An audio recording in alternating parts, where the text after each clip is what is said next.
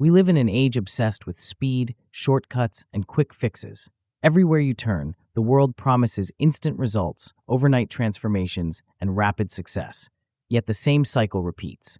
We start strong, burn out fast, and end up right back where we began. If you've felt the frustration of this loop, if you've wondered why, despite your ambition and hard work, real progress feels so elusive, you are not alone. This book is for anyone who senses that there must be a better way.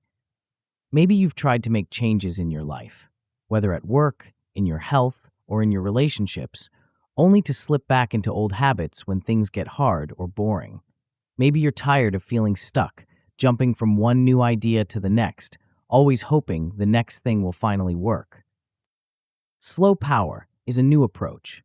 It's about choosing to stick with what matters, day after day, even when the results aren't instant or dramatic. It's about doing the simple things well and doing them often enough that they add up to something big over time. Here, you'll learn why the people who keep going, quietly and steadily, end up going further than those who burn bright for a moment and then fade away. In these pages, you'll find practical tools for building habits that last, even if you've struggled before. You'll see how small daily actions, repeated over time, can build real confidence and change who you believe yourself to be. You'll discover how to focus on one important thing instead of getting distracted by everything at once, and how to keep making progress, even when it feels slow or invisible. You don't need to be perfect. You don't need to have endless motivation. You just need a system that makes showing up easier, not harder, and the patience to let your efforts grow. If you're ready to stop starting over, to stop chasing quick wins, and to finally build something that lasts, this book is for you. The journey starts with small steps, but the results can change your life. Let's get started. Chapter 1: Slow Power. Everything you have been told about success is designed to keep you weak. Look around you. The modern world is obsessed with speed. It screams at you to hack your way to the top, to find the shortcut, to get rich in 30 days, to transform your life overnight. You are bombarded with highlight reels of 20-year-old millionaires and viral sensations who seemingly materialized out of thin air.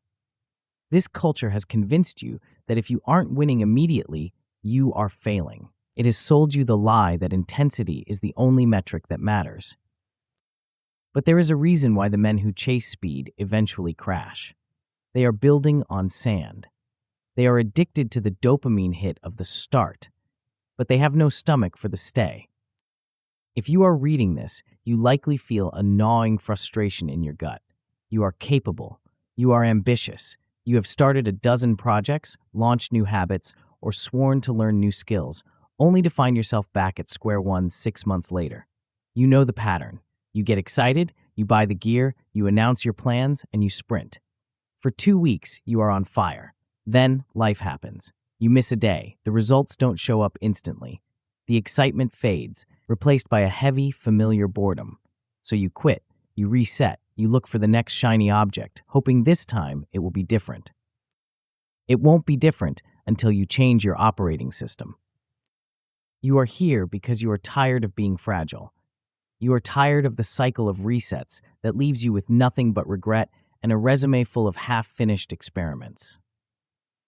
This book is not about how to run faster. It is about how to stop stopping. It is about the brutal, simple truth that the men who win big are not the ones who sprint the hardest, but the ones who quietly outlast everyone else. We are going to dismantle your addiction to the quick fix and replace it with something far more dangerous to your competition: slow power. The graveyard of half-built bridges. There is a specific type of tragedy that plagues the modern man, and it is the tragedy of the half-built bridge. Imagine a man who wants to cross a river. He spends months gathering wood, studying engineering, and sweating under the sun. He builds the bridge halfway across the water, but then he looks at the distance remaining, feels the fatigue in his shoulders, and decides the bridge is taking too long. He sees a different spot downriver that looks easier. So, he abandons his half-built structure and moves to the new spot. He starts over. He builds another bridge halfway, gets tired, gets bored, and moves again. 10 years later, this man has worked harder than anyone else. He is exhausted, his hands are calloused, but he has never crossed the river. He has nothing to show for his effort but a series of rotting, unfinished monuments to his own impatience. This is the fragile man pattern. It is the pattern of the man who starts strong, fades quickly, and resets often. The cost of this pattern is not just lost time, it is lost self-respect. Every time you abandon a path because the dopamine wore off, you are filing evidence against yourself. You are teaching your brain that you are not a man who finishes. You are teaching yourself that your word means nothing. Over time, this morphs into a deep, protective cynicism. You stop setting goals because you know, deep down, you won't stick to them. You become numb, shielding yourself with the excuse that nothing works, when the reality is that you never stayed long enough for anything to work. In a competitive world, inconsistency is a death sentence. Unreliable men are easy to replace and even easier to ignore. You might have talent, you might have potential, but if you cannot apply it consistently over a long time horizon, you are invisible. The world is filled with talented men who couldn't stick it out. They are the background noise. To separate yourself from them, you don't need more talent. You need to stop resetting. The mathematics of the boring. To understand slow power, you must understand the game you are actually playing. You are not playing a game of lottery tickets. You are playing a game of compounding. Compounding is the eighth wonder of the world, but it is also the most misunderstood. We all know how it works with money. Interest on top of interest grows non-linearly. But few men realize that behavior compounds exactly the same way. Every time you repeat a small, boring action, you are making a deposit. You are building what we will call consistency capital. Here is the catch, and here is why most men fail. Compounding is invisible in the beginning. When you start a new trajectory, whether it is building a business, learning a craft, or reshaping your career, you enter a phase called the unstoppable curve. In the early stages of this curve, the line is flat. You put in the work, and nothing happens. You show up for 10 days, and the results are 0. You show up for 30 days, and the results are still 0. This is where the fragile man quits. He looks at the lack of external validation and assumes the process is broken. He is wrong. The process isn't broken, it is buffering. This is the concept of result lag. There is always a delay between the effort you invest and the visible payoff. During that long, flat period, you are not failing. You are storing potential energy. You are accumulating capital beneath the surface. The men who win are simply the ones who understand that the flat line is a necessary part of the curve. They know that if they just keep making deposits, the curve will eventually bend upward. When that bend happens, it looks like magic to the outside world. People will call you an overnight success. They will look at your sudden rise in status, skill, or wealth and ask for your secret. They won't see the 3 years of quiet, boring, repetitive days where you showed up when no one was watching. They won't see the slow power you accumulated while they were busy switching lanes. Killing the hero, birthing the professional. The biggest enemy of consistency is your reliance on motivation. Motivation is a feeling, and feelings are biological weather. They change with your sleep, your blood sugar, the stress of your day, and the validation you get from others. If you only work when you feel motivated, you are not a professional, you are a hobbyist. The fragile man waits for the lightning strike of inspiration. He needs to feel ready before he acts. The unstoppable man understands that action creates the feeling, not the other way around. He shifts his operating system from motivation to identity. This is a concept we will explore deeply in the chapter on identity lock, but you must grasp the fundamental shift right now. You need to stop trying to do discipline and start being the person who shows up. It is the difference between saying, "I am trying to write a book," and "I am a writer." A writer writes, regardless of whether he feels like it. A professional shows up, regardless of the rain. When you anchor your consistency to your identity, you remove the decision-making fatigue. You don't wake up and ask, "Do I feel like doing the work today?" That question is irrelevant. You do the work because it is who you are. This shift requires you to kill the hero inside you, the part of you that wants to save the day with a massive, heroic burst of effort. Heroics are unsustainable. Heroics lead to burnout. We don't want heroics. We want a boring, relentless, terrifying reliability. You must choose one lane. You cannot compound in 5 directions at once. This is the mistake of the dabbler. He spreads his energy so thin that he makes a millimeter of progress in a dozen directions, never breaking through in any of them. To utilize slow power, you must define your core goal for the next 12 to 36 months. You must commit to no resets.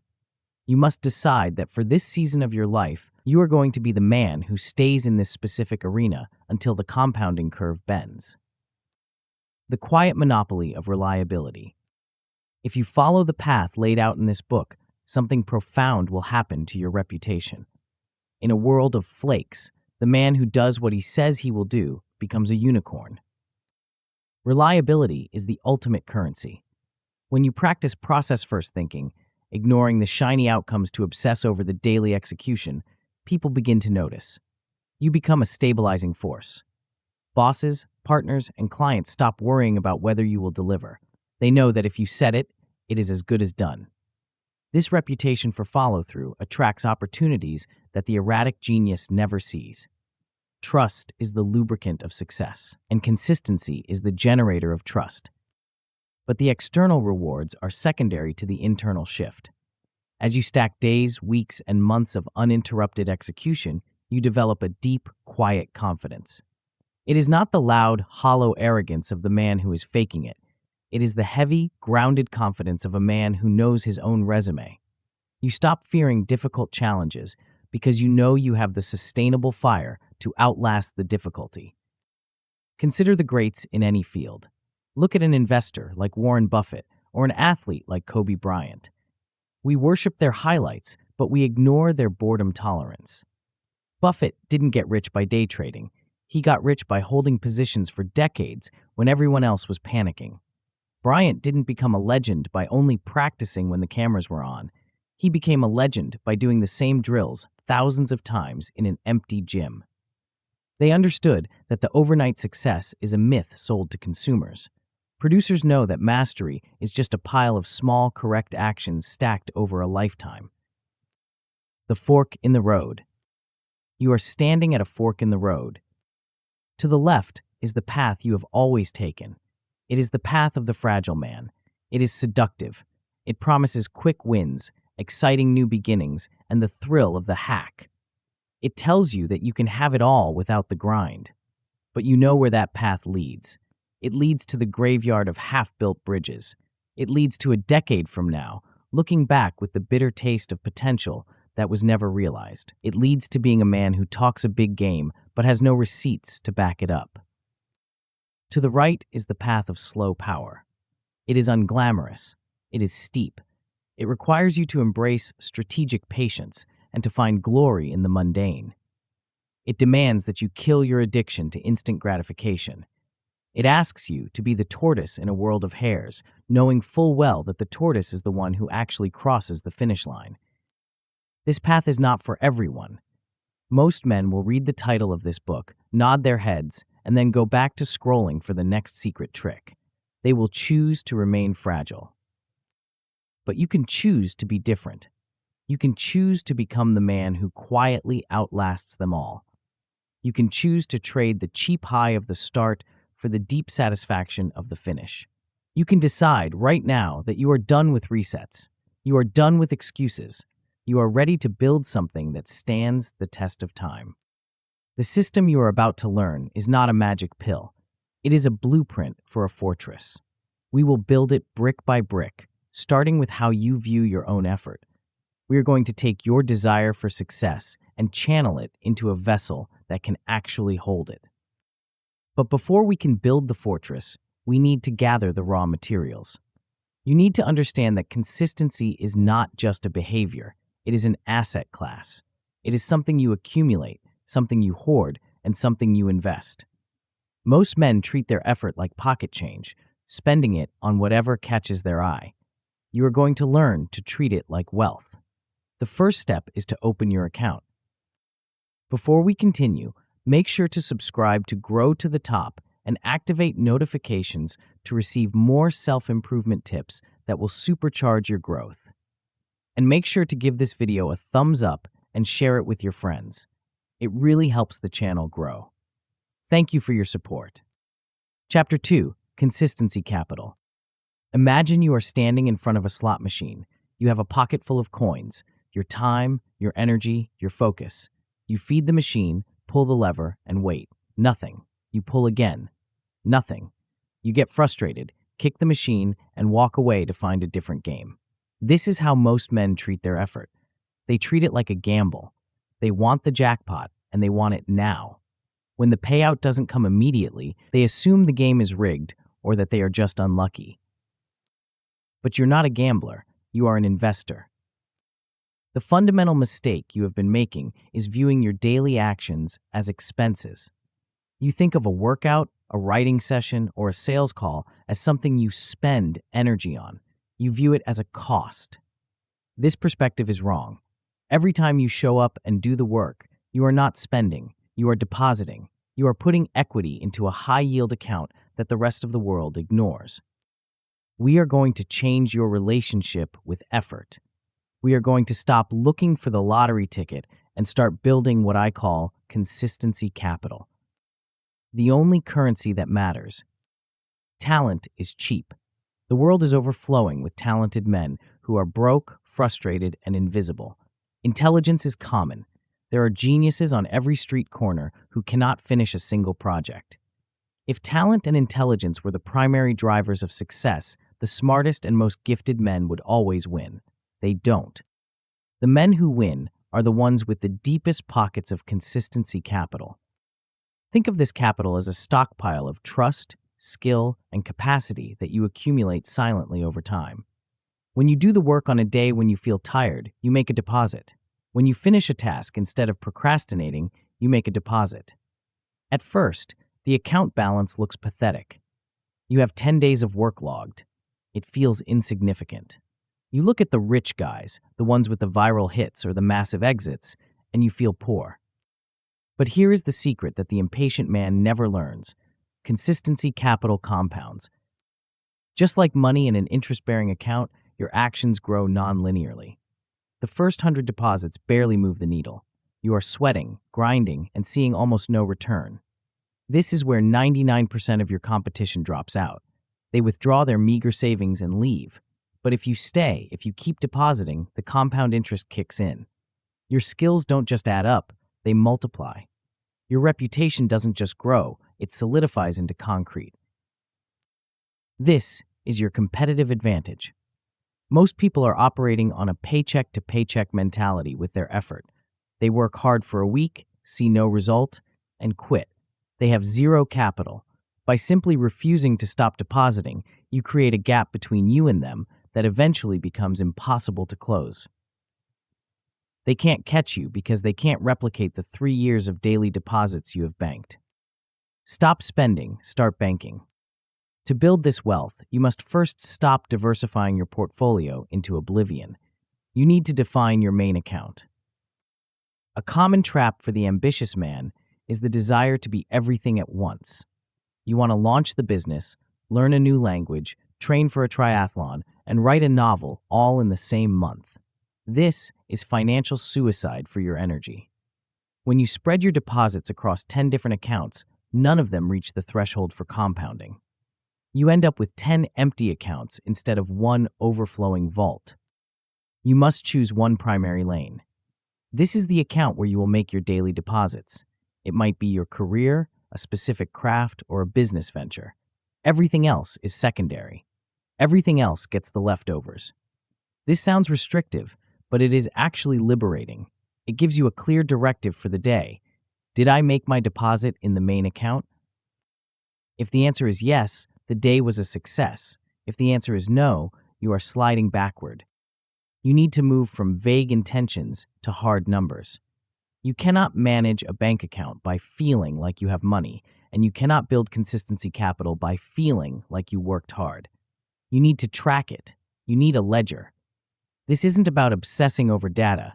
It is about proving to yourself that the capital exists. When motivation dips, and it will, you need to be able to look at your ledger and see the chain of deposits. That visual proof is evidence that you are not a flake. It is evidence that you are building an asset. The bankruptcy of motivation. Let's dismantle the biggest myth in the industry of self-improvement, the idea that you need to feel motivated to act. Waiting for motivation to do your work is like waiting to find money on the street before you invest. It's a strategy for the destitute. Motivation is a biological reaction to external stimuli. It is fleeting, unreliable, and entirely out of your control. If your consistency depends on your mood, you are already bankrupt. The wealthy man invests whether the market is up or down. The unstoppable man deposits whether he is excited or bored. You must decouple your action from your emotion. This is the shift from emotion-driven effort to system-driven effort. A system doesn't care how you feel. A system only cares if the lever was pulled. When you rely on a system, you remove the daily negotiation. The amateur wakes up and asks, "Do I feel like doing this today?" The professional wakes up and looks at the ledger. The ledger says a deposit is due, so he makes the deposit. The feeling follows the action. You don't run because you feel good because you ran. You don't write because you're inspired, you get inspired because you started writing. This applies to the myth of the perfect plan as well. Many men use planning as a way to procrastinate. They spend weeks designing the perfect logo, the perfect workout split, or the perfect morning routine, but they never actually do the work. They are designing the vault, but never putting any money inside it. A perfect plan with 0 deposits is worth nothing. An imperfect plan with 1,000 deposits is worth a fortune. The minimum viable deposit. So how do you start building this fortune without burning out in the first week? You lower the barrier to entry. You establish a minimum viable deposit. Most men start with a deposit that is too big. They commit to working on their business for 4 hours every night. They commit to writing 2,000 words a day. This is the equivalent of trying to invest 90% of your paycheck. You will starve. You will crash. And when you crash, you will miss a day. Then you will miss 2. Then you will declare bankruptcy and quit. Instead, I want you to set a daily minimum that is so small it feels ridiculous. Maybe it is 20 minutes of deep work. Maybe it's writing 3 sentences. Maybe it is reading 1 page. The size of the deposit matters less than the frequency of the deposit. We are trying to establish the habit of banking, not the habit of heroism. On your best days, you can do more. You can deposit extra. But on your worst days, when you are sick, tired, and overwhelmed, you must still be able to hit your minimum. This protects the chain. It protects the compound interest. If you miss a day, you don't just lose that day's progress. You interrupt the momentum of the compounding curve. If you do miss a day, you must declare a state of emergency. You never miss twice. Missing once is a mistake. Missing twice is the start of a new pattern. It is a signal to your brain that the account is closed. You must get back to the ledger immediately, even if it means doing a microscopic deposit just to keep the account open. Rigging the game. Willpower is a battery, and it drains quickly. To build consistency capital for the long haul, you need to stop relying on your battery and start plugging into the grid. You need to rig the game in your favor. One of the most effective ways to do this is to anchor your deposits to things you already do. You don't need willpower to brush your teeth or eat dinner. These are established currents in your day. Anchor your new deposit to one of them. After I pour my coffee, I write for 20 minutes. As soon as I walk in the door, I do my 10 minutes of study. You are hitching a ride on a habit that already exists. You should also lie to your brain. The brain is lazy. It wants to conserve energy. If you tell your brain, "We are going to work for 2 hours," it will panic and flood you with resistance. But if you tell your brain, "We are just going to do 5 minutes," it will relax. It can handle 5 minutes. The trick, of course, is that once you start, the friction disappears. The hardest part of any action is the first 60 seconds. By lowering the entry cost, you trick yourself into starting, and starting is the only thing that matters. Make the scoreboard visible. Don't hide your progress in a digital folder you never open. Put a calendar on the wall. Mark a big red X on every day you make a deposit. Humans are visual creatures. We hate breaking a streak. When you see a chain of 20 X's, you will feel a protective instinct over that chain. You won't want to be the guy who broke it. That visual chain is your bank statement. It shows you that you are getting richer in capacity, even if the external world hasn't paid you yet. The wealth of the boring. If you commit to this, if you stop gambling and start banking, the outcomes follow a predictable trajectory. First, you will stabilize. The chaotic swings of your life will dampen. You will stop having weeks where you do nothing and weeks where you kill yourself. You will find a steady, rhythmic baseline. You will feel less scattered and more in control. You will start to trust yourself again. Then, usually around the 6-month mark of steady deposits, you will see the skill jump. Because you haven't been resetting, your skills have actually had time to deepen. You will notice that things that used to be hard are now easy. You are faster, sharper, and more effective.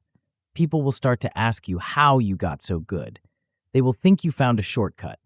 You will know you just paid the price. Eventually, this leads to leverage. When you have a massive stockpile of consistency capital, you have options. You have a body of work. You have a reputation. You are no longer begging for opportunities. Opportunities are looking for the guy who can actually deliver. You become the unstoppable man, not because you are loud, but because you are inevitable. The crash. But be warned, there are threats to your capital. The most dangerous threat is your own ego. After a few weeks of consistency, you will feel good. You will feel invincible. You will be tempted to triple your deposit size. You will want to add 3 new habits. You will want to speed up. Do not do it. This is inflation. It devalues your currency. If you overcommit, you will burn out and you will crash. Stick to the minimum. Aim for streaks, not records. You will also face the threat of boredom. There will be days when the work feels pointless.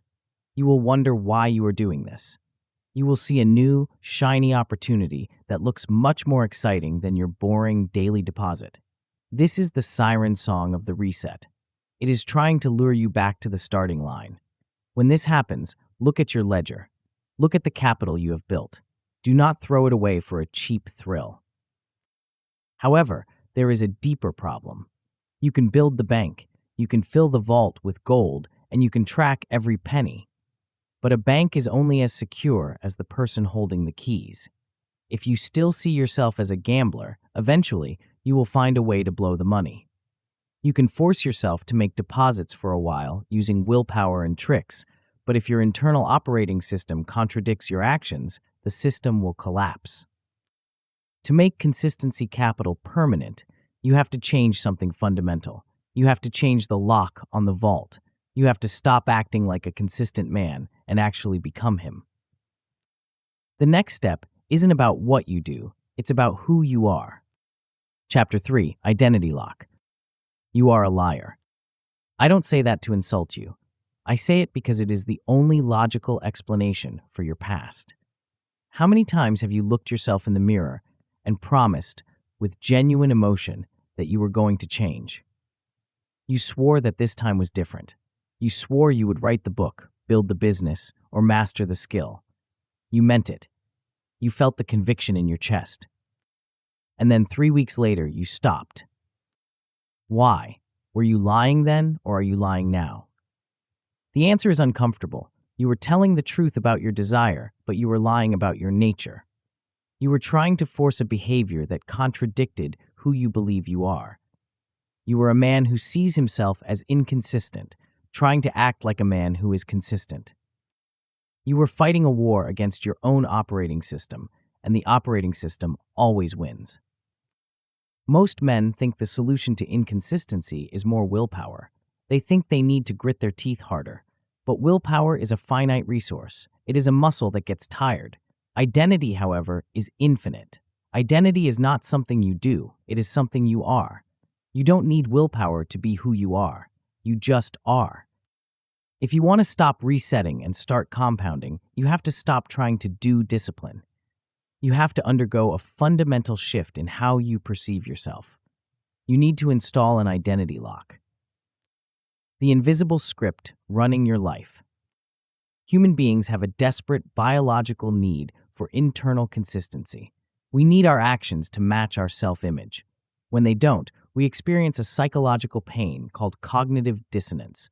It is a mental friction, a buzzing anxiety that tells you something is wrong. Imagine a man who believes deep down that he is just not a morning person.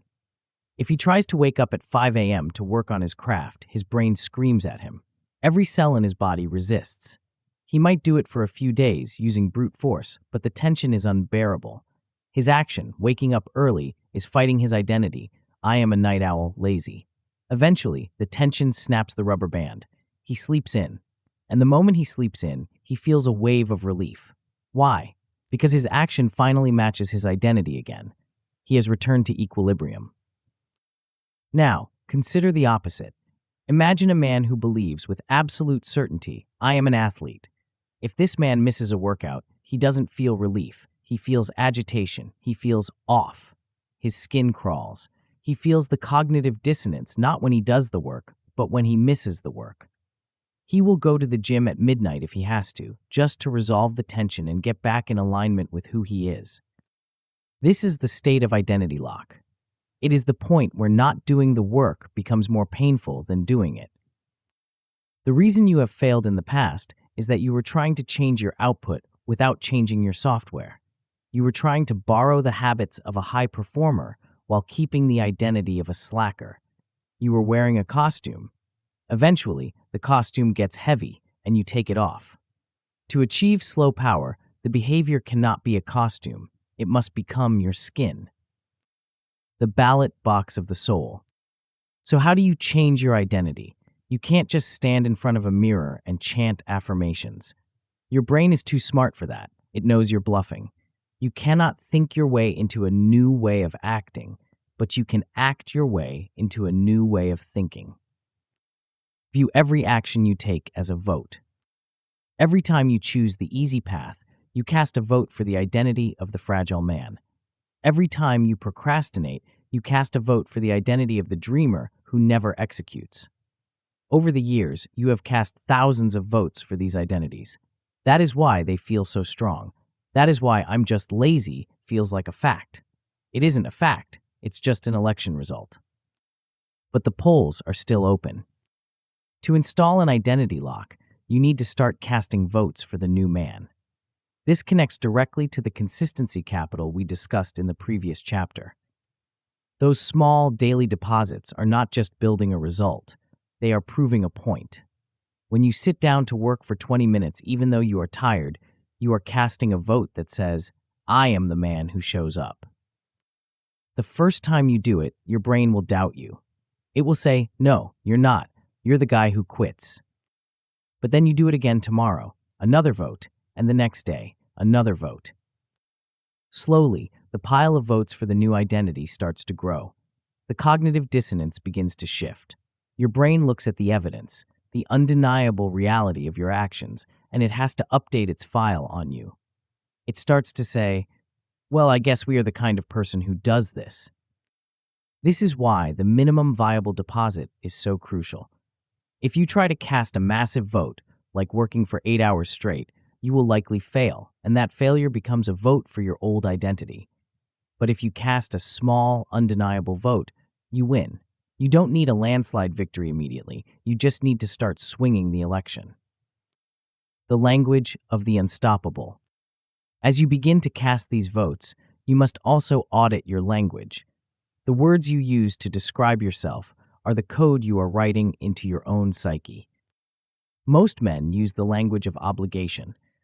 They say, I have to work on my project today, or I really should get this done. Listen to the weakness in those words.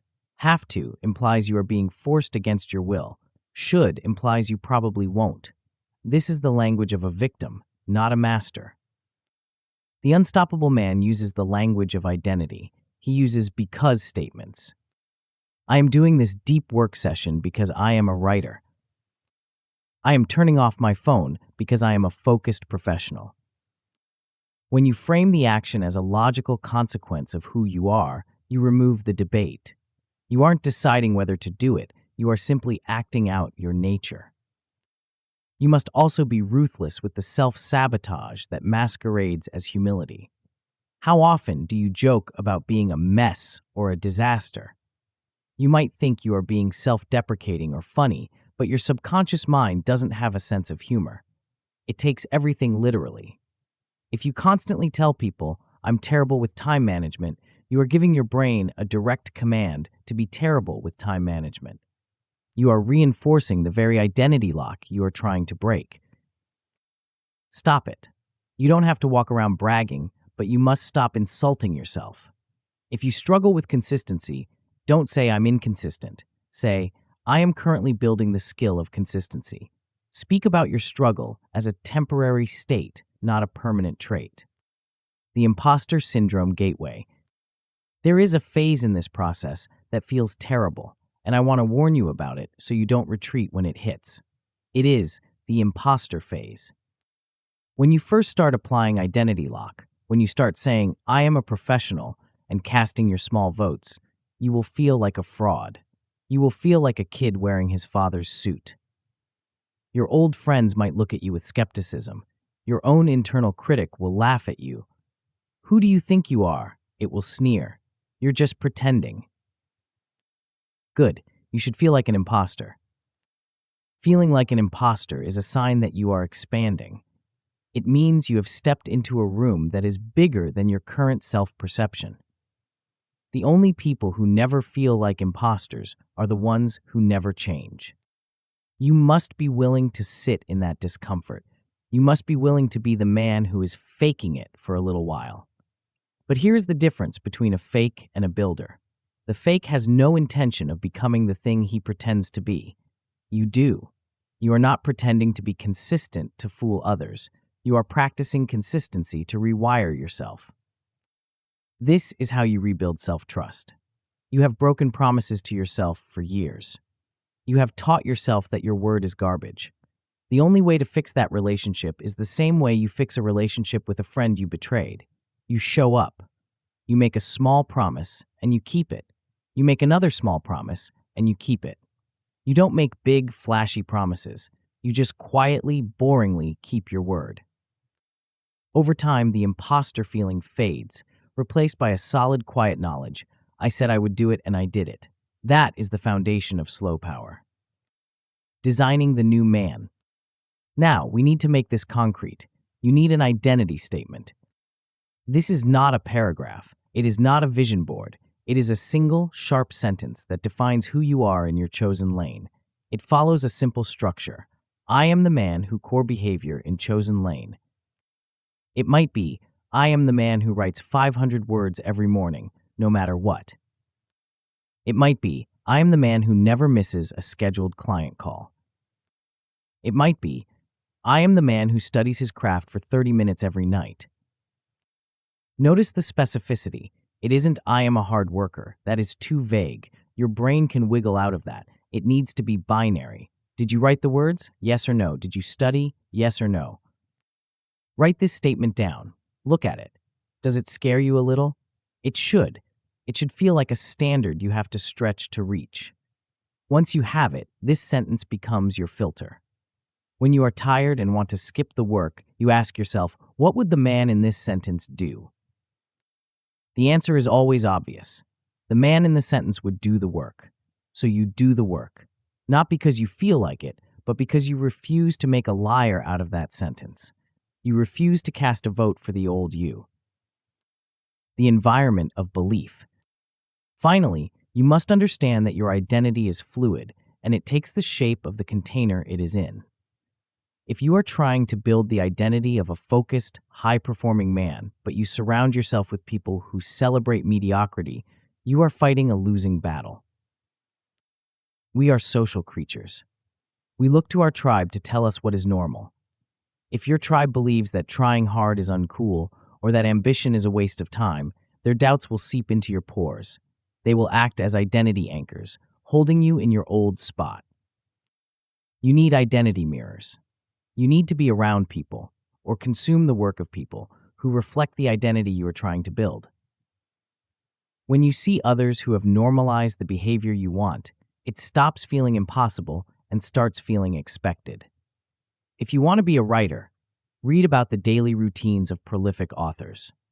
If you want to be a business owner, listen to the stories of men who built slowly and steadily.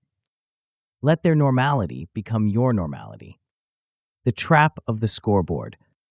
By now, you have the capital. You understand that every action is a deposit. You have the identity. You understand that you are casting votes for a new self. You are ready to work. You are ready to be consistent. But there is a trap waiting for you, and it is the most common reason men abandon this path even after they have started well. You are going to do the work. You are going to show up.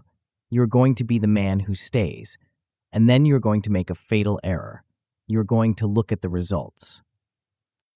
You will check the view count. You will check the bank balance. You will check the applause. And you will see that despite your new identity and your consistent deposits, the external world hasn't clapped yet. The silence will be deafening. And in that silence, a new doubt will creep in.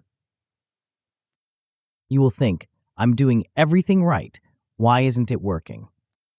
The answer lies in understanding that you are looking at the wrong thing entirely. You are obsessed with the scoreboard when you should be obsessed with the game. To become truly unstoppable, you must learn to ignore the outcome and fall in love with something else entirely. Chapter 4. Process First. You are addicted to the scoreboard. It is the first thing you look at when you wake up and the last thing you check before you sleep. You refresh the analytics page. You stare at the bank balance. You count the likes, the views, the sales, the words written. You are obsessively measuring the output of your life, hoping that if you stare at the numbers hard enough, they will move. And when they don't move, or worse, when they dip, you panic. You question your worth. You question the plan. You assume that because the score didn't change today, you failed today. This emotional volatility is exactly why you are exhausted. You are trying to drive a car by staring exclusively at the rearview mirror. It is time to stop looking at the score and start looking at the play. The shift we are making in this chapter is from outcome addiction to process obsession. Most men judge their day by what they got. Did I get the client? Did I get the praise? Did I get the result? The unstoppable man judges his day by what he did. Did I run the process? Did I execute the plan? If you want to escape the emotional roller coaster of inconsistency, you must understand a fundamental truth about how reality works. Outcomes are ghosts. They are the shadows of actions you took weeks, months, or even years ago. If you chase the ghost, you will always be empty-handed. If you tend to the machine that creates the ghost, you will eventually have everything you want. The rearview mirror trap.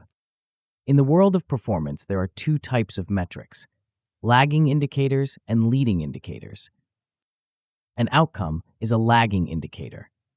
Your current body weight is a lagging indicator of how you moved and slept for the last 6 months.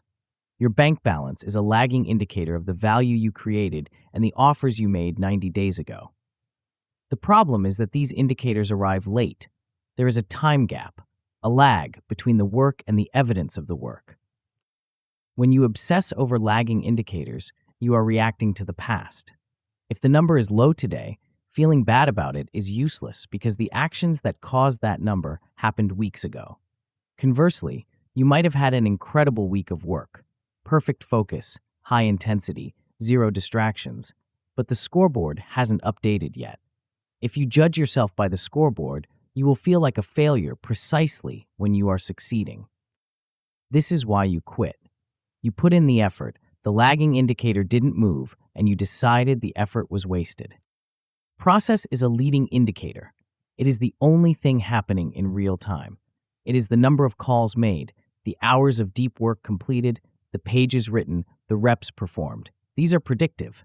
If the leading indicators are healthy, the lagging indicators are mathematically guaranteed to follow eventually. When you switch your focus to process first, you gain immediate emotional stability. You stop letting the world dictate your mood. You can have a day where the results are terrible, The client said no. The algorithm buried your post. But if you executed your process perfectly, you go to bed feeling like a winner. You detach your self-worth from the uncontrollable and attach it to the controllable. The architect of micro wins. To live this way, you cannot just work hard. You need a machine. You need to design a set of actions that are so clear and binary that you cannot lie to yourself about whether you did them. We call this micro wins architecture. The goal is to break your massive, terrifying ambition down into tiny, winnable games that you play every single day. First, you must identify the high-leverage actions in your lane. In any pursuit, there are a million things you could do, but only 2 or 3 things that actually move the needle. If you are a writer, the high-leverage action is writing words. It is not designing your book cover, it is not arguing on social media, and it is not organizing your desk. If you are in sales, it is outreach. If you are a craftsman, it is practice. You need to be ruthless here.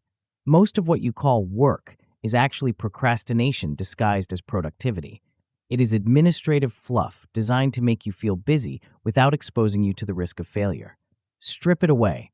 Find the 1, 2, or maybe 3 actions that directly generate value. Once you have these actions, you must turn them into a routine. A routine is simply a process that has been automated by structure. You decide when, where, and how long. You take the decision-making out of it. You don't find time for these processes. You build your life around them.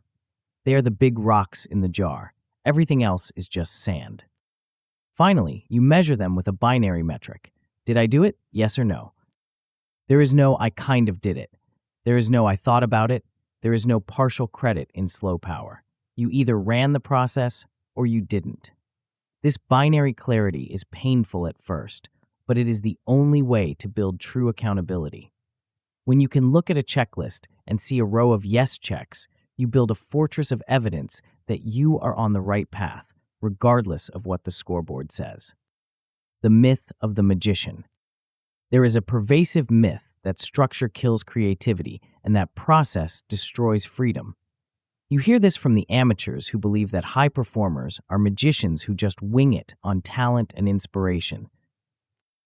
They say, I don't want a rigid routine. I want to be spontaneous.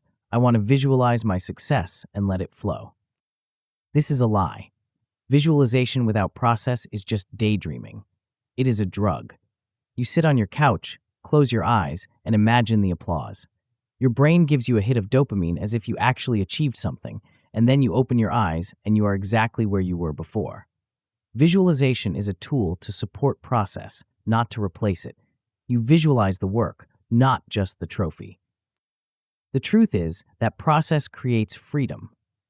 When you have a system that handles the essentials, when you know exactly what you need to do to maintain your trajectory, you don't have to carry the mental load of constant worry. You don't have to wonder if you're doing enough. You know you are doing enough because you ran the process. Look at the elite in any field. The musician who plays a solo that sounds like pure liquid emotion didn't just feel it in the moment. That solo is the result of 10,000 hours of rigid, boring scales. The entrepreneur who seems to have a knack for deals has a rigorous process for evaluating risk. What looks like magic from the outside is always, without exception, the result of a brutal adherence to process on the inside. Reverse engineering the machine. So how do you build this machine?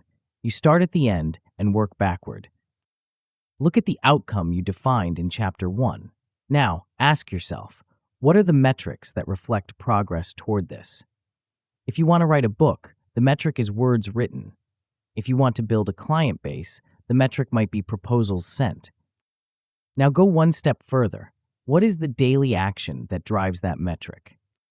If the metric is proposals sent, the daily action is prospecting for leads. If the metric is skill mastery, the daily action is deliberate practice. List these actions. Pick the top one, maybe the top 2. Do not pick 10. If you have 10 priorities, you have 0 priorities. Now, create a checklist. It can be physical paper, a whiteboard, or a digital note. It should be unglamorous. It should list your 1 to 3 non-negotiable processes for the day. Next to each, put a box. Your entire goal for the day is to check those boxes. If the house is on fire, but you check the boxes, you won. If you made $1,000,000 but didn't check the boxes, you got lucky, and luck is not a strategy. The appointment with yourself. To ensure these boxes get checked, you must use time blocking. Do not put these tasks on a to-do list. A to-do list is a graveyard of good intentions. A to-do list is where tasks go to die. Put them on your calendar. Treat your process block like a meeting with the most important person in your life. Because it is. It is a meeting with your future self. You wouldn't blow off a meeting with a high-stakes investor because you didn't feel like it or because you got distracted by an email. Treat your process time with the same reverence. During that block, the world does not exist. The phone is off, the door is closed, you are in the machine. A powerful trick to keep the machine running is next step planning. At the end of your process block, do not just stand up and walk away. Take 30 seconds to write down exactly where you are starting tomorrow. Start writing at the paragraph about X. Call Mr. Smith first. This eliminates the friction of the cold start. When you sit down tomorrow, you don't have to waste energy wondering what to do. The instructions are already there. You just sit down and obey the previous day's orders. The boredom of mastery. If you execute this correctly, you will achieve something that feels strange at first: boredom. Your days will become predictable. The chaos will subside. You will wake up, run your process, check your boxes, and go to sleep. There will be no drama. There will be no frantic all-nighters to catch up. There will just be the rhythmic thrum of the machine, producing output day after day. This is the danger zone for the dopamine addict. You will be tempted to break the machine just to feel something. You will want to complicate the process. You will think, this is too simple. I need a better app, a more complex system, a new strategy. Resist this urge. Complexity is the enemy of execution. Complexity is a hiding place. It feels sophisticated to have a 12-step morning routine and a color-coded project management system, but often that complexity is just a wall you build to keep yourself from doing the actual work. Keep it stupidly simple. The simpler the process, the less likely it is to break under stress. You want a process you can run when you have the flu. You want a process you can run when your heart is broken. You want a process that is robust, not fragile. The invisible wall. If you follow the guidance of this chapter, you will stop looking at the scoreboard. You will find satisfaction in the checkmark. You will build a routine that is ironclad. You will be doing the work, day in and day out. And then something frustrating will happen. You will do everything right. You will run the process perfectly for weeks. You will stack your consistency capital. You will lock in your identity, and the results will flatline. You will look at the lagging indicators, and they will mock you. They won't move. In fact, they might even go down. You will feel a rising panic. You will think the machine is broken. You will think you are broken. You will want to scream at the universe, I did the work. Where is the reward? This is the moment where most men break. This is the moment where the process-first mentality faces its ultimate test. You have built the engine, but now you are driving through the desert, and the destination is nowhere in sight. You are about to encounter the most dangerous beast in the journey of slow power. It is not laziness. It is not distraction. It is the silence of the world when you are shouting your best work into the void. To survive this silence, you need a new weapon. You need to understand the warped physics of time. You need to learn how to wait without waiting. Chapter 5, Strategic Patience. There is a specific moment where dreams go to die. It is not at the starting line. Starting is easy. It is not at the finish line. Everyone loves the victory lap. It is in the middle. It is in the long, silent stretch where you have been doing the work for weeks or months and absolutely nothing seems to be happening. You have built your consistency capital. You have locked in your identity. You are running your process every single day. You are checking the boxes. You are doing everything right. And yet, the scoreboard hasn't moved. The bank account looks the same. The audience hasn't grown. the skill level feels stagnant. You are shouting into a canyon, and there is no echo. This is the moment where the fragile man breaks. He looks at the lack of results and interprets it as failure.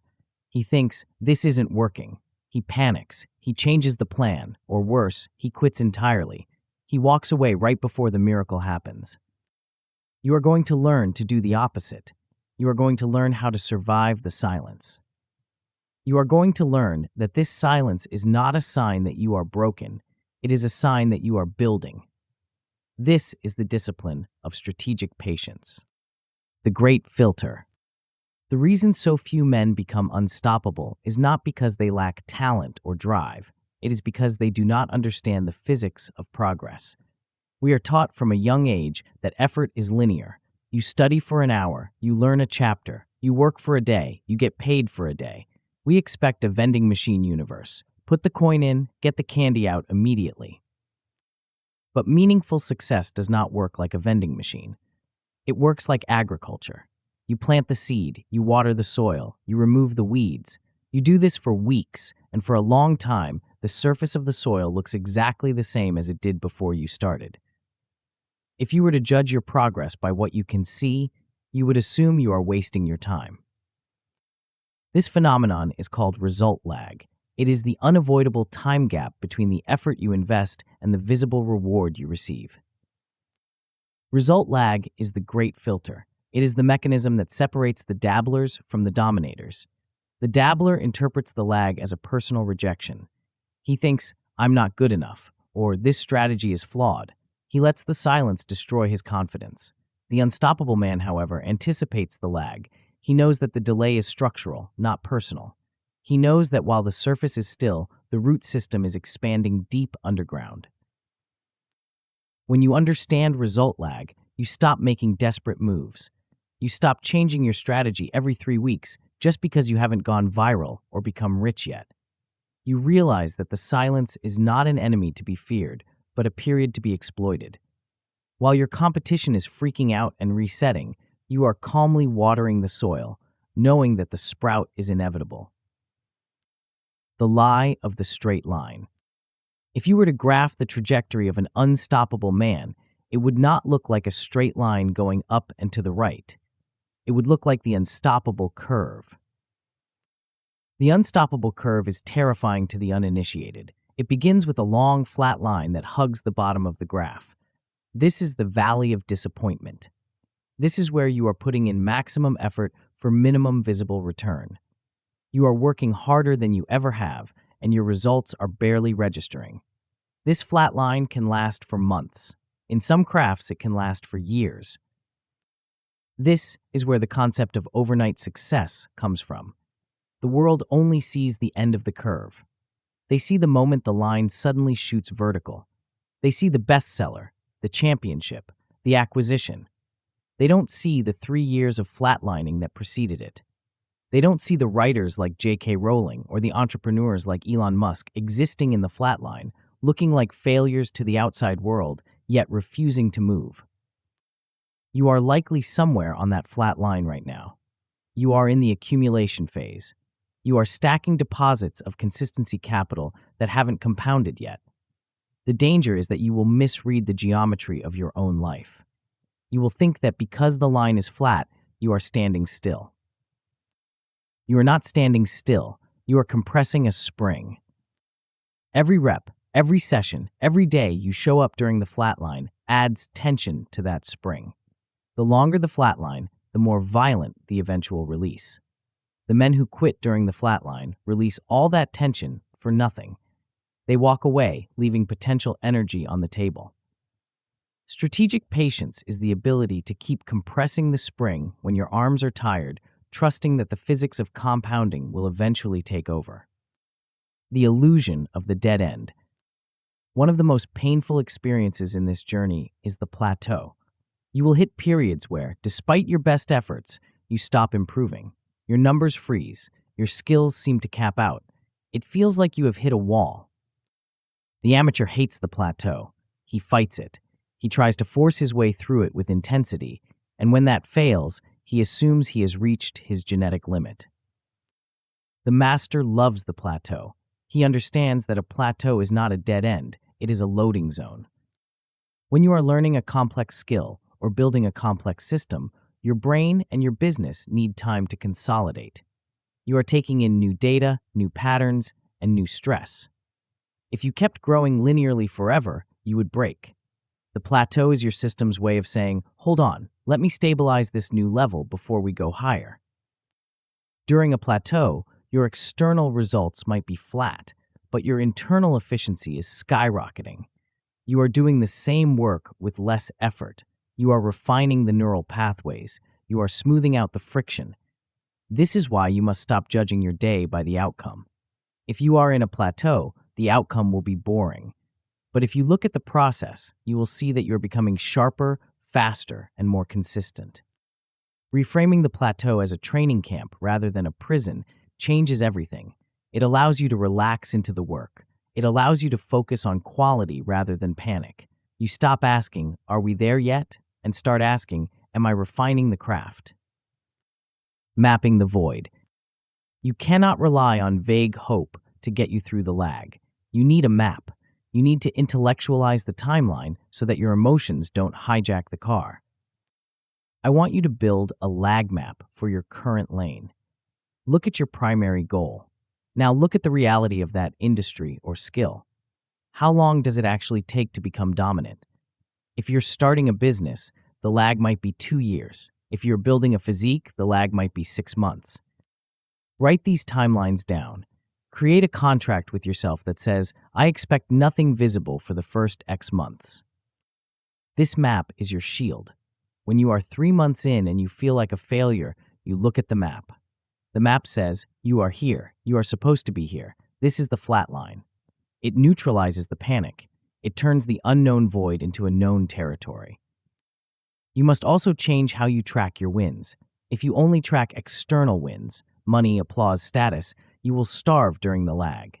You need to create a plateau journal. In this journal, you track the invisible wins. Did you handle a stressful situation better than you would have a year ago? That is a win. Did you sit down to work with zero resistance? That is a win. Did you notice a subtle nuance in your craft that you were blind to last month? That is a win. These are the leading indicators we discussed in the previous chapter. They are the tremors before the earthquake. By logging them, you prove to your brain that movement is happening, even if the world can't see it yet. You feed your confidence with internal data, making you immune to the lack of external validation. The pivot protocol. There is a question that haunts every consistent man. What if I am just being stubborn? What if I am walking down a dead-end road? This is a valid fear. Consistency in the wrong direction is just a faster way to crash.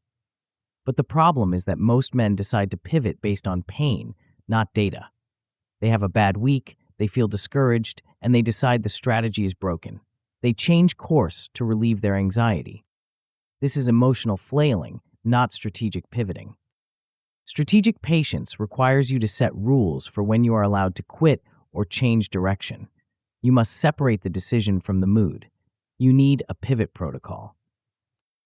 A pivot protocol is a rule you set in advance. It sounds like this.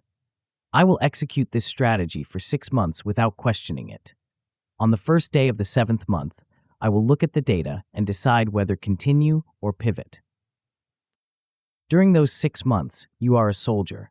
You do not question the orders. You do not look for the exit. You just march. When the review date comes, you become a general. You look at the objective reality, the metrics, the feedback, the hard data. If the data says the path is dead, you pivot, but you do it with a clear head, not a breaking heart. This rule saves you from the daily existential crisis. It frees you to be fully engaged in the work because you know there is a scheduled time to worry about the big picture later. The calm of the long game. When you integrate strategic patience into your operating system, you become dangerous. You become the man who cannot be rattled. While your competitors are frantically chasing trends, trying to find the hack that will skip the line, you are moving with a terrifying slowness. You are not rushing. You are not desperate. You know that the curve is coming. You know that the lag is temporary. This calmness impacts everything. It makes you a better negotiator because you are willing to walk away and wait. It makes you a better leader because you don't transmit anxiety to your team. It makes you a better partner because you are not bringing the roller coaster of your career home to the dinner table.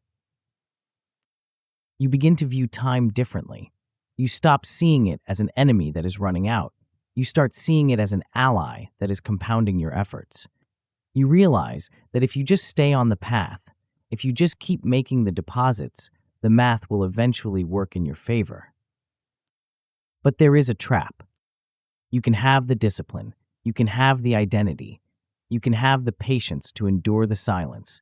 You can be ready to wait for the curve to bend. But all of that patience is useless if you make the one mistake that destroys compounding instantly. You can wait for 10 years, but if you wait for 10 years while constantly changing which line you are standing in, you will die waiting. The greatest threat to your slow power is not that you will quit, it is that you will start something new. No resets. The most dangerous moment in your trajectory is not when you fail, it is when you get a new idea. You know the feeling. You are 3 months into a difficult project.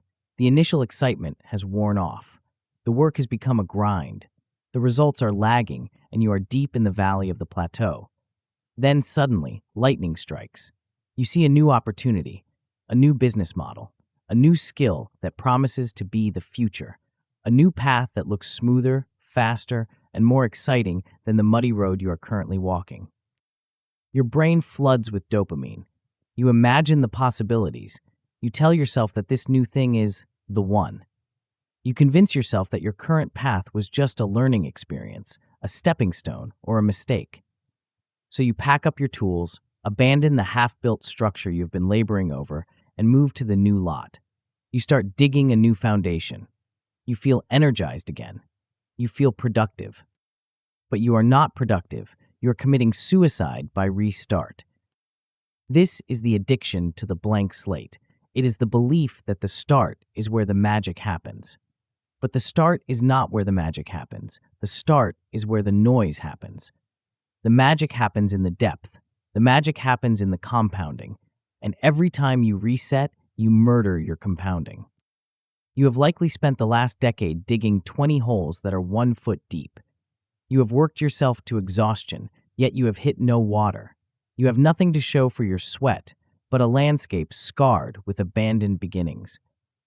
Meanwhile, the man who dug 1 hole 20 feet deep is drinking fresh water.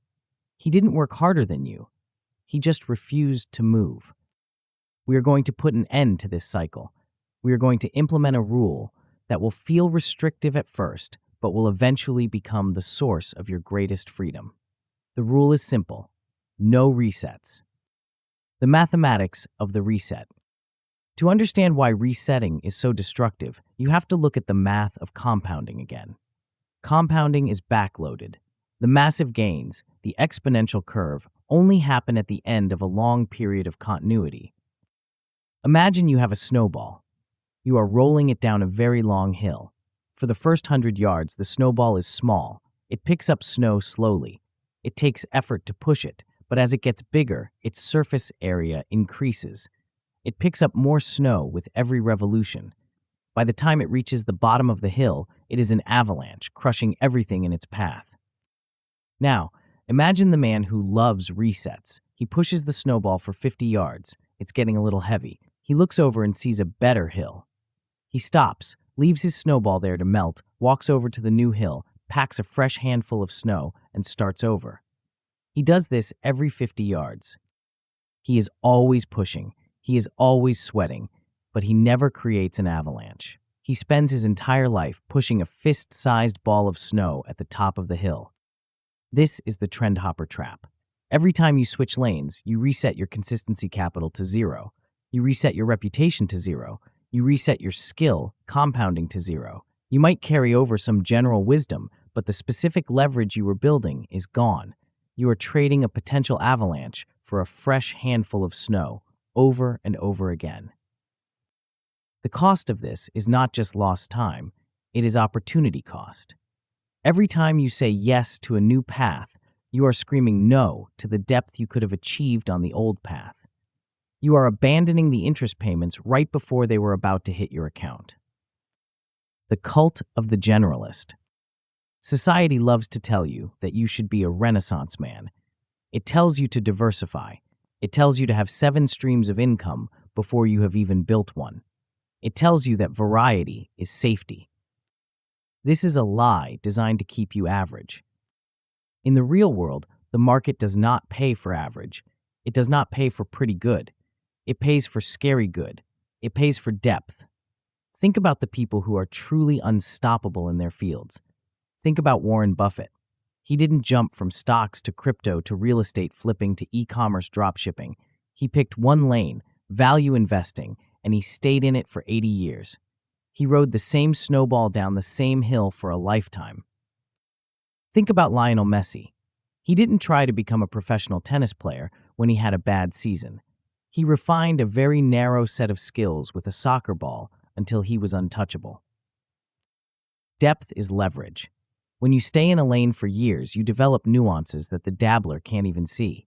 You build a network that trusts you because you are a permanent fixture, not a tourist. You build a body of work that speaks for itself. The dabbler has a resume full of interesting experiments. The master has a legacy. The dabbler is kinda good at a lot of things, which means he is replaceable in all of them. The master is dangerous in one thing, which means he is essential. In a world that is distracted, frantic, and obsessed with the new, the man who stays is a revolutionary. Focus is your competitive advantage. While everyone else is chasing the latest trend, you are quietly digging deeper. While they are skimming the surface, you are striking oil.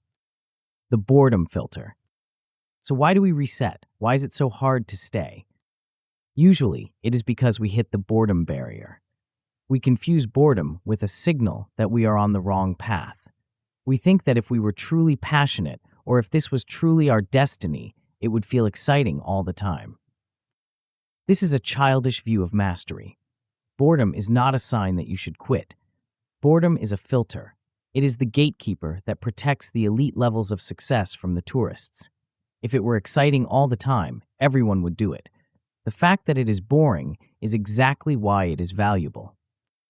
When you feel bored, you are likely in the plateau we discussed in the last chapter. The amateur feels boredom and switches lanes to find a new dopamine hit. The pro feels boredom and doubles down on the process. He realizes that boredom is just the sensation of mastery settling in. You might also reset because of FOMO, fear of missing out. You see your friend making money in a new industry. You see a headline about a booming sector. You feel like you are being left behind. You think, I'm stuck here doing this old thing while everyone else is getting rich over there. This is an illusion. You are seeing their highlight reel. You are not seeing the years of work they put in or the risks they are taking. And more importantly, you are forgetting that by chasing them, you are becoming a follower.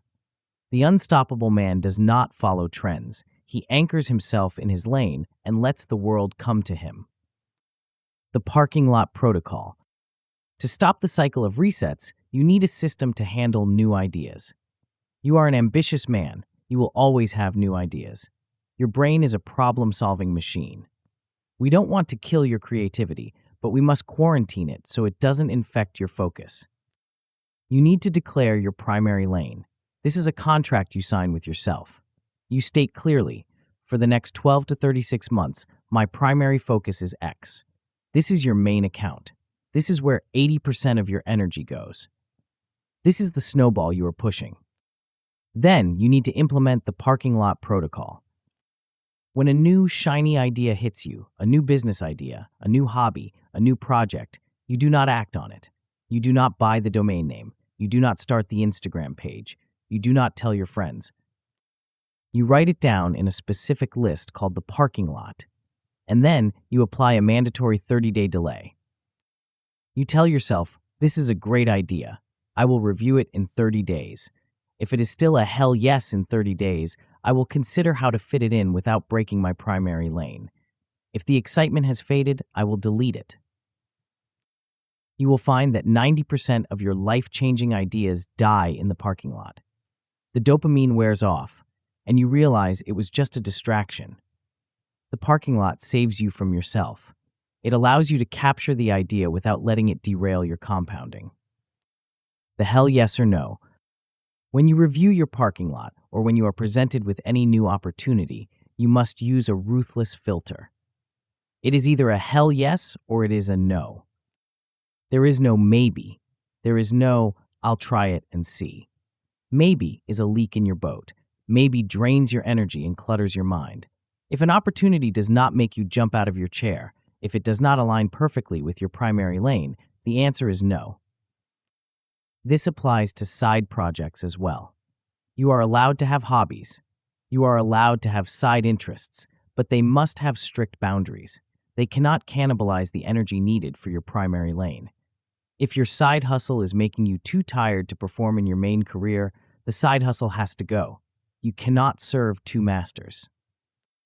You must also audit your focus regularly. Once a quarter, look at where your time actually went. Did it go to the primary lane, or did it leak out into a dozen small, meaningless tasks? Be honest. If you find leaks, plug them. Recommit to the lane. The man who stays. If you follow this rule, if you refuse to reset for a year, 2 years, 3 years, you will experience a shift in how the world perceives you. At first, people might think you are stubborn. They might ask why you are still doing that thing when everyone else has moved on. But as the months pass and your depth increases, their skepticism will turn into respect. You will start to see the fruits of depth. You will finish projects. You will have a portfolio. You will have a track record. You will be the guy who actually launched the product, wrote the book, or built the physique while they are still talking about their plans for next year. You will become the guy in your lane. When someone needs an expert in your field, your name will be the first one that comes up. Why? Because you are the only one who is still there. You are the last man standing. This is the ultimate payout of no resets. You gain the power of inevitability. By simply refusing to leave, you eventually inherit the kingdom. But there is a physical reality we must address. You can have the focus.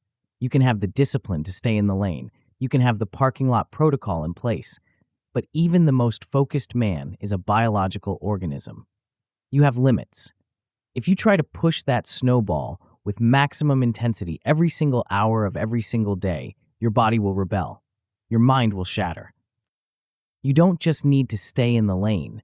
You need to survive the journey. You need a way to burn without burning out. You need to learn how to manage the fire. Chapter 7, Sustainable Fire. You are currently operating like a pyromaniac. You treat your ambition like a can of gasoline and your energy like a match. When you get inspired, you pour everything you have onto the pile and light it up. The flames roar. The heat is intense. You work 16-hour days. You obsess. You grind. You tell everyone you are locked in. For 2 weeks, you are a blinding beacon of productivity. And then inevitably, the fuel runs out. The fire dies as quickly as it started, leaving nothing but a pile of cold, wet ash. You collapse. You spend the next month recovering, feeling guilty, staring at the ceiling, wondering why you can't seem to get it back. You wait for the next spark of motivation to start the cycle all over again. This is the boom and bust cycle. It is the default operating mode of the amateur. It is dramatic, it is exciting, and it's completely useless for building slow power. If you want to be unstoppable, you have to stop trying to be an explosion. Explosions are impressive, but they destroy the engine. We are not trying to build a bomb. We are trying to build a furnace. A furnace burns hot, but it burns steady. It can run for days, months, and years without burning down the house. To achieve this, you need to master the art of sustainable fire. The lie of the grind. We live in a culture that fetishizes exhaustion. We are told that if we aren't suffering, we aren't working. We scroll through social media and see quotes about grinding while they sleep and no days off. We equate the feeling of being drained with the reality of being productive. This is a dangerous lie. Exhaustion is not a badge of honor. It is a lagging indicator of poor energy management. Willpower, focus, and creative energy are finite resources. You are a biological system, not a machine. You have a battery. If you drain that battery to zero every single day, you are damaging the hardware. When you push into the red zone of chronic fatigue, your decision-making degrades. Your emotional regulation fails. Your work becomes sloppy. But the worst consequence of the boom and bust cycle is psychological. When you work until you collapse, your brain begins to associate effort with pain. It starts to fear your ambition. Deep down, your subconscious knows that the last time you got serious, it hurt. So, the next time you try to start, your brain floods you with resistance. It tries to protect you from your own lack of breaks. Sustainable fire is about finding a level of intensity that you can repeat. It is about asking yourself a different question. Instead of asking, how much can I do today? You must ask, what is the most I can do today that I can also do tomorrow and the next day and the next year? The ceiling and the floor. To operationalize this, we need to introduce a concept that will feel counterintuitive to your high achiever instincts. You already know about the floor, the minimum viable deposit we discussed in Chapter 2. The floor protects you on your bad days. But to build sustainable fire, you also need a ceiling. A ceiling is a hard limit on how much work you are allowed to do, even on your best days. Imagine you are writing a book. You wake up feeling incredible. The words are flowing. You feel like you could write for 10 hours straight. The amateur writes for 10 hours. He squeezes every drop of juice out of the lemon. He goes to bed feeling triumphant but empty. The next morning, he wakes up with a work hangover. The well is dry. He stares at the blank page and hates it. The professional, operating with sustainable fire, has a ceiling. Let's say his ceiling is 3 hours of deep work. He hits the 3-hour mark, and he is still flowing. He feels great. He wants to keep going.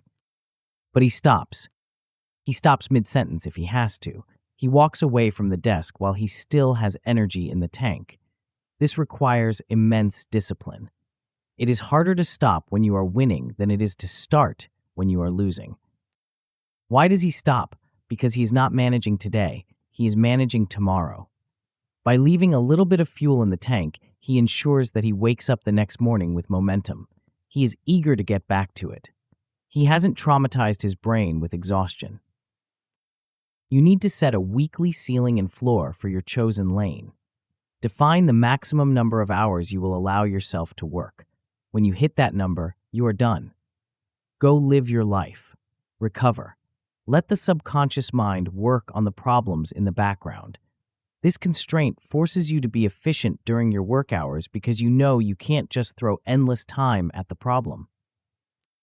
Friction management. Willpower is expensive. Environment is cheap. If you are relying on willpower to start your work every day, you are paying a consistency tax that is too high. Eventually, you will go broke. The goal of sustainable fire is to lower the tax. We do this through friction management. Friction is anything that stands between you and the execution of your process. It is the clutter on your desk. It is the phone notification that buzzes right as you sit down. It is the decision fatigue of not knowing where your files are. Think of your workflow like a river. If the riverbed is full of rocks, dams, and debris, the water has to fight to move forward. That fighting is wasted energy. If you clear the debris, the water flows naturally. You need to audit your environment. What is the friction that stops you from starting? If you want to practice guitar, but the guitar is in its case, in the back of the closet, under a pile of coats, the friction is too high. You have to spend 5 minutes just to get ready to start. On a low-energy day, that 5 minutes is enough to make you quit. But if the guitar is on a stand in the middle of the living room, ready to play, the friction is near zero. You can pick it up and play a chord before your brain even has time to object. This is not about being a neat freak. It is about being a strategist. You want to design your life so that the good behavior is the path of least resistance. You want to make it harder to fail than it is to succeed. Environment lock-in. Once you have removed the friction, you need to go one step further. You need to create environment lock-in. This means designing a physical space that triggers a specific mental state. Your brain is an associative machine. It links locations with behaviors. If you work in bed, your brain is confused. It doesn't know if it should be sleeping or grinding. If you work on the couch, where you also watch movies and eat snacks, your focus will be diluted by the ghosts of your leisure time. You need a dedicated zone. It doesn't have to be a fancy office. It can be a specific chair at the kitchen table. It can be a corner of a room. But when you sit in that spot, the rule is absolute. We work. If you want to scroll social media, you have to stand up and leave the spot. If you want to eat, you leave the spot. Over time, this creates a Pavlovian response. The moment your body hits that chair, your brain shifts into go mode. You don't have to muster up the willpower to focus. The environment does the heavy lifting for you.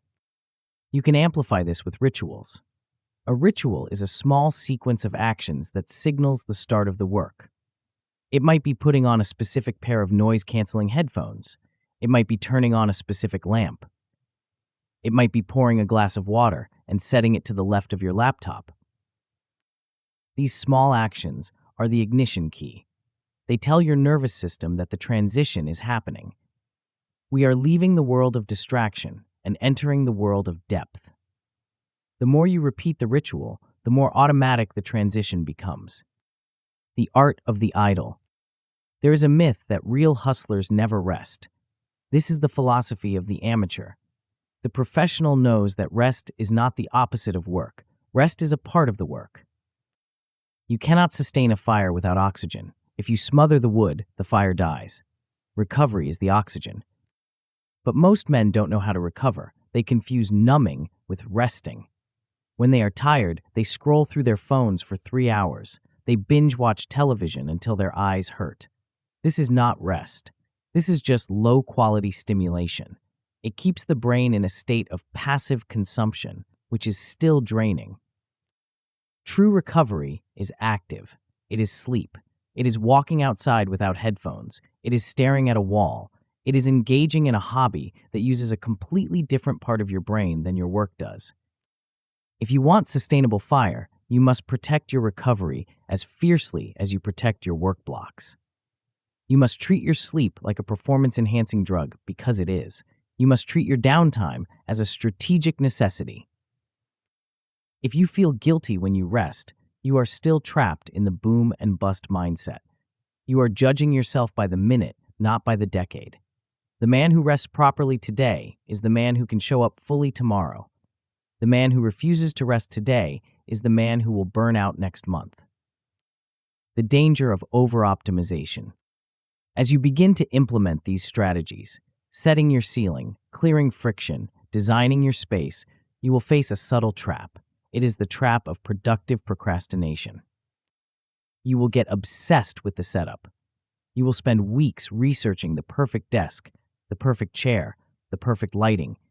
You will spend hours organizing your files and color-coding your calendar. You will tell yourself you are optimizing for sustainability, but really, you are just hiding. You are building a beautiful fireplace, but you never light the wood. Do not let the preparation become the project. Environment design is a one-time cost, not a daily subscription. Set it up, lock it in, and then get to work. A perfect environment with zero output is worthless. A messy environment with consistent output is still progress. The goal is not to have a Pinterest-perfect workspace. The goal is to have a workspace where you cannot help but do the work.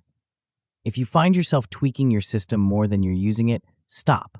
Revert to the basics. Sit down, do the work. The long burn. When you combine the ceiling and floor, friction management, and environment lock-in, you create a system that runs on low power. You stop needing heroic bursts of adrenaline to get through the week. You stop needing a crisis to motivate you. Your work becomes boringly consistent. You show up. You enter your locked-in environment. You run your ritual. You work until you hit your ceiling. You stop. You recover. You do it again. To the outside world, this looks underwhelming at first. They want to see the drama. They want to see the all-nighters. But give it a year. Give it 2 years. While the hustlers have burned out and restarted 3 times, You are still there. You are still burning. Your fire hasn't gone out because you never let it get too big and you never let it get too small. You have become a force of nature, a steady, relentless heat that melts obstacles over time.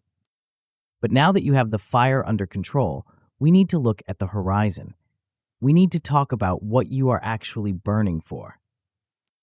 You have the consistency, you have the patience, you have the sustainability. But if you view your work as just a series of tasks to be completed, you will eventually lose the plot. You need to elevate your perspective. You need to stop seeing yourself as a worker and start seeing yourself as a craftsman. You need to stop thinking in terms of projects and start thinking in terms of a lifetime. The fire is steady. Now let's talk about what we are forging. Chapter 8, Lifetime Craft. Stop treating your life like a series of one-night stands. I am talking about your work. I'm talking about your skills. I'm talking about the way you engage with the things you claim to care about. Look at your history. You pick up a new interest. You get excited. You fumble around with it for 6 months, and then you drift away when it gets hard or when the novelty wears off. You are a tourist in your own life. You visit different careers, different hobbies, and different identities, take a few photos, and then leave before you ever really understand the place. Tourists have fun, but they never build anything. They never put down roots. They never gain the deep, tacit knowledge that only comes from staying in one place until the seasons change 10 times over. If you want to access the deepest levels of slow power, you have to stop dating your potential and marry it. You have to stop viewing your current path as an experiment or a phase and start viewing it as a craft. A craft is not something you finish. A craft is something you practice. It is a living thing that you tend to for decades. This shift from project to craft changes the texture of your suffering. When you are just trying to get a result, the daily grind feels like a punishment. It feels like a toll you have to pay to get to the destination. But when you view your work as a lifetime craft, the grind becomes the point. The repetition becomes a ritual. You stop asking, "When will I be done?" and start asking, "How good can I get before I die?" The cathedral timeline. Most men are operating on a timeline that is laughably short. You are stressed because you haven't become a millionaire in 3 years. You are anxious because you haven't mastered a language in 6 months. You are judging your life by the metrics of a viral video, which has a lifespan of about 24 hours. This short-termism is a recipe for panic. When your horizon is 6 months, a bad week is a tragedy. A bad week represents 4% of your entire timeline. It feels massive. It feels like the sky is falling. But what happens when you extend your horizon to 20 years? Suddenly, a bad week is a blip. It is a rounding error. It is statistically insignificant. When you adopt the mindset of lifetime craft, you are no longer building a shack that needs to be finished by Friday. You are building a cathedral that might take 40 years to complete. This long horizon thinking is the ultimate anxiety killer. It allows you to make smarter decisions. The man who needs to win now will cut corners. He will compromise his integrity. He will burn out his relationships. He will take risks that destroy him. The man who is building a cathedral doesn't cut corners because he knows he has to live inside this structure for the rest of his life. He places every brick with care, not because he is slow, but because he is serious. When you lengthen your timeline, you gain the ability to endure seasons of obscurity. You can handle being unknown. You can handle being broke for a while. You can handle the plateau. You know that these are just the early chapters of a very long book, and you are the one writing the ending. Practice versus performance. There is a critical distinction you must make between performing and practicing. Most men spend their entire lives performing. When you perform, you are trying to prove that you are good. You are trying to impress the audience, the boss, or the internet. You are hiding your mistakes. You are sticking to what you already know because you are terrified of looking foolish. Performance is about validation. Practice is the opposite. When you practice, you are trying to find out where you are bad. You are hunting for your weaknesses so you can kill them. You are willing to look stupid. You are willing to fail over and over again because you know that failure is the data stream that drives improvement. To become a master, you must spend 90% of your time in practice mode and only 10% in performance mode. The problem is that the modern world pushes you to perform 24/7. Social media is a relentless performance stage. The corporate world is a performance review that never ends. You must carve out a sanctuary for practice. You need a space, mental and physical, where you are not trying to win, but trying to learn. In this space, the outcome doesn't matter. The only thing that matters is the feedback loop. The feedback furnace. Repetition alone does not create mastery. If you do the same thing wrong for 10 years, you haven't become an expert. You have just calcified your incompetence. Mastery comes from deliberate practice. This means you do the work, you get immediate feedback on the quality of that work, you adjust, and you do it again. This is the loop. Practice, feedback, adjust, repeat. Feedback is painful. It hurts the ego to see exactly where you fell short. It hurts to record yourself speaking and hear the ums and ahs. It hurts to look at the data and see that your strategy failed.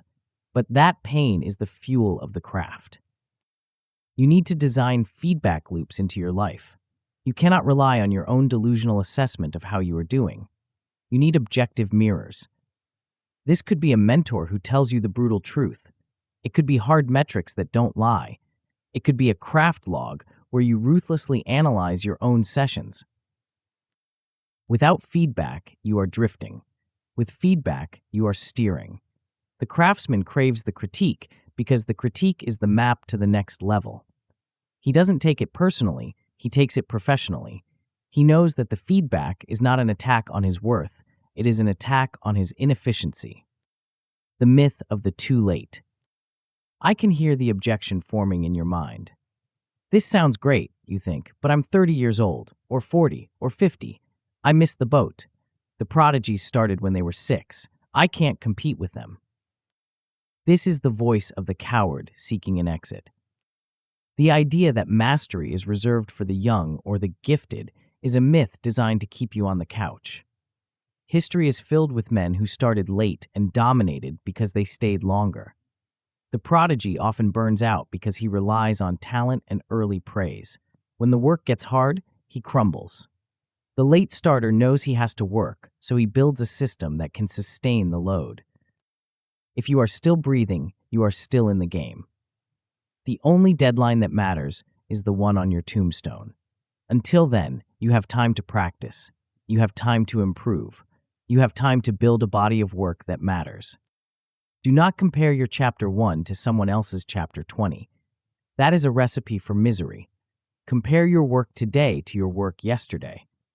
If it is better, you are winning. If you stay on the path of lifetime craft, you will eventually pass the prodigies who quit. You will pass the sprinters who pulled a hamstring. You will be the old man on the mountain who knows the terrain better than anyone else because you simply refused to go home. The 10-year story. To anchor yourself in this long game, you need a vision that is bigger than a quarterly goal. You need a 10-year story. I want you to sit down and write a description of the man you intend to be in 10 years. Do not write a list of things you want to buy. Do not write about cars or houses. Write about your craft. How good are you? What kind of problems can you solve? What is the quality of your output?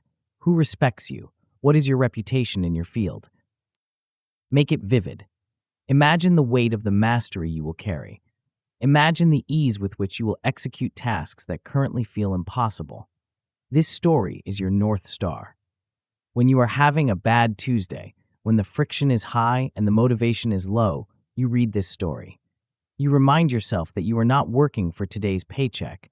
You are working for that future man. You are sending him deposits of skill and character. This story transforms your daily boredom into a noble duty. You are not just typing words or making calls. You are forging a legacy. You are building the foundation for a version of yourself that will be unstoppable. The danger of the plateau. We talked about plateaus in the context of patience. but in the context of craft, they take on a different danger. The danger here is not that you will quit, but that you will settle. You will reach a point where you are good enough. You can do the job, you get paid, people stop complaining, the struggle fades. This is the okay plateau. Most men park here and die here. They spend the next 30 years coasting on the skills they built in their 20s. The true craftsman refuses to settle on the okay plateau. When things get too easy, he artificially introduces difficulty. He changes the constraints. He tries a harder variation. He seeks out a tougher critic. He knows that comfort is the enemy of growth. You must keep your curiosity alive. Curiosity is the antidote to the boredom of repetition. You have to remain fascinated by the nuances of your lane. You have to look at the same problem you've seen 1,000 times and ask, is there a better way to solve this? If you lose your curiosity, your craft becomes a job. And a job is something you try to escape. A craft is something you try to deepen. The legacy of the man who stayed. If you commit to this, if you adopt the lifetime craft mindset, you will end up with something far more valuable than success. You will have a legacy. Legacy is not about having your name on a building. It is about the impact of your quality. It is about the fact that you did things properly when no one was looking. It is about the standard you set for the people around you. When you treat your work as a craft, you dignify it, you elevate it, you become a signal in the noise. People are drawn to quality. They are starving for it in a world of cheap, disposable junk. When they encounter a man who cares, truly cares about the details, they respond with trust and respect. You will become a pillar. You will be the man who didn't sell out, didn't give up, and didn't chase the trends. You will be the man who built the cathedral. This is the ultimate promise of slow power. It is not just that you will get what you want, it is that you will become someone worth being. But we have one final step. We have covered the mindset, the strategy, the energy, and the timeline. We have all the components of the engine laid out on the floor of the garage. Now we need to assemble them. We need to turn the key. We need to integrate all of these separate ideas into a single cohesive way of living that you can execute starting the moment you put this book down. You are no longer just reading about consistency. You are about to become the unstoppable man. Chapter 9, Unstoppable Man. You are not the same man who opened the first page of this book. When we started, you were likely frustrated. You were tired of the cycle of excitement followed by collapse. You were sitting on a pile of half-finished projects and broken promises, wondering why you couldn't just make yourself do the work. You thought the problem was a lack of willpower, or perhaps a lack of passion. You thought you needed a better hack, a faster shortcut, or a sudden lightning strike of motivation to finally change your life. Now you know the truth. You didn't need a miracle, you needed an operating system. We have spent the last 8 chapters dismantling the fragile man, the one who sprints, crashes, and resets, and assembling the components of the unstoppable man. You now possess a set of tools that most people will never discover.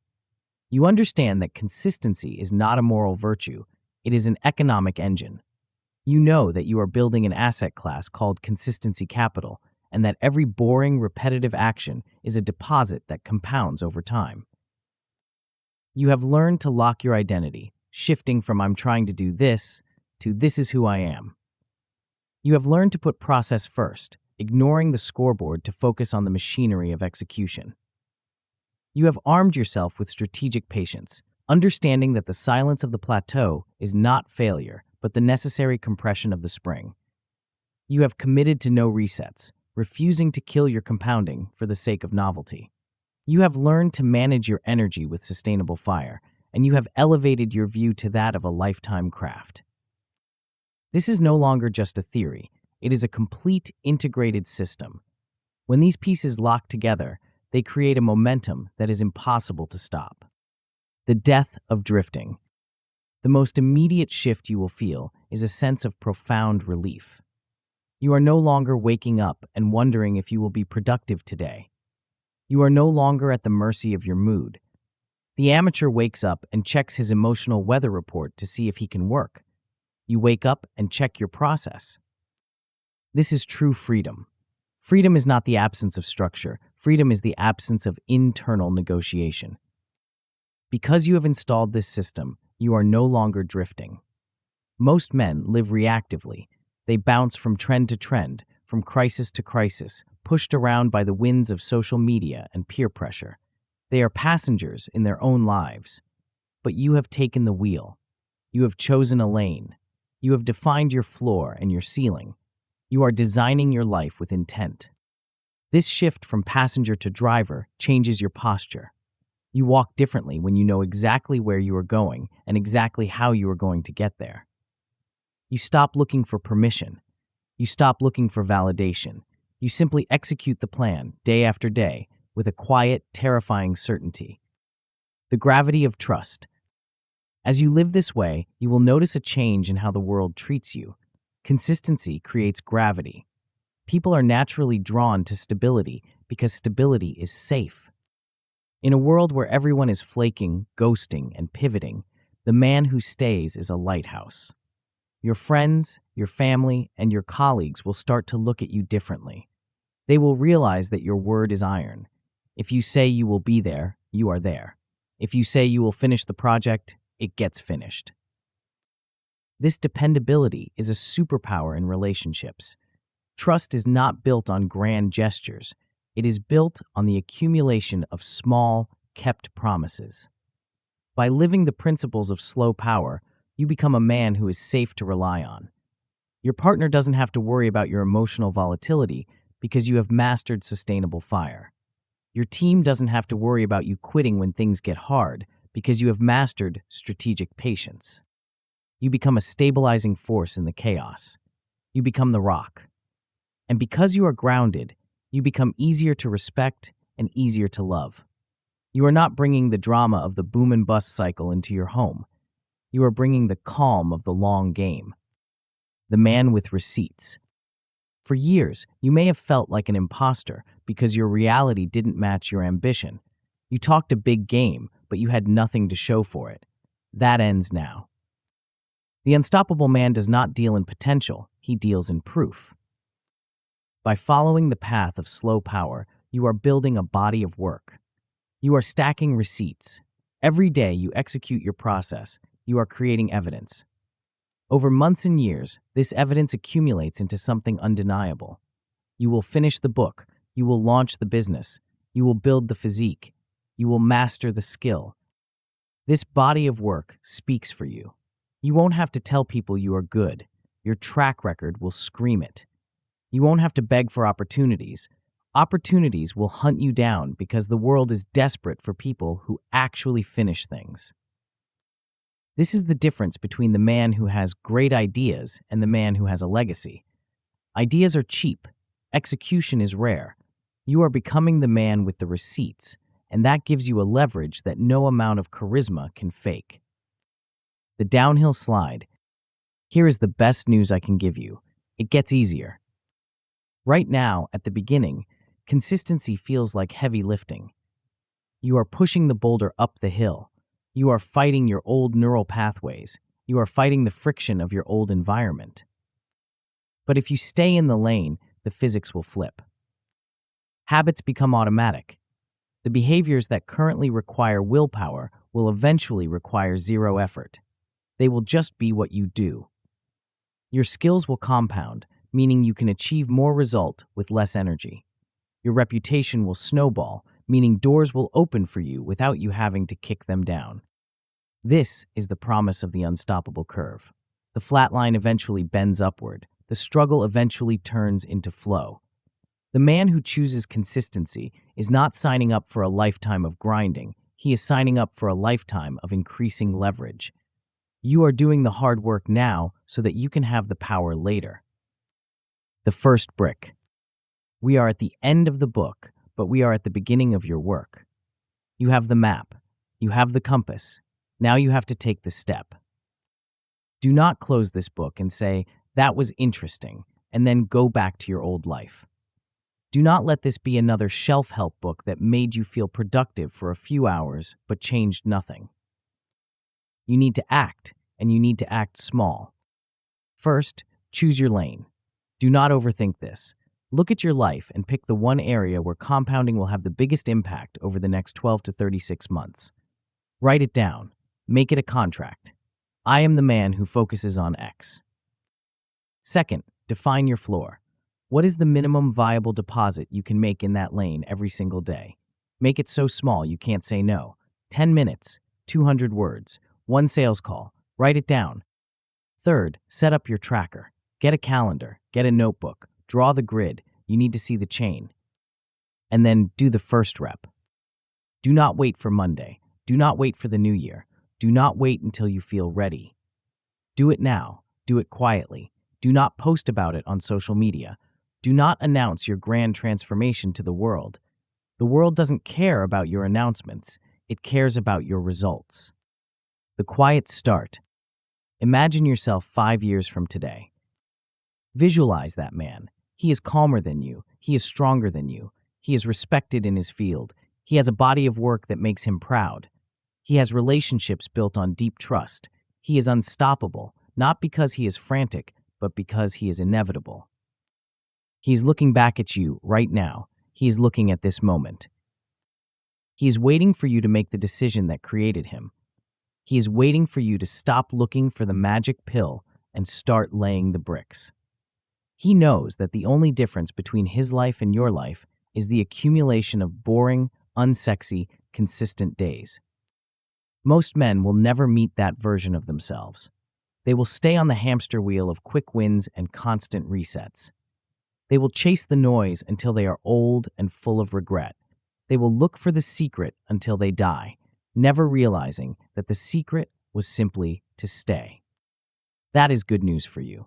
The competition is weak. They are distracted. They are fragile. They are leaving the field wide open for the man who has the courage to go slow. You have the operating system. You know the cost of quitting. You know the power of staying. Close the book. Pick your lane. Start the clock. Become the man who chooses consistency. Become the man who becomes unstoppable.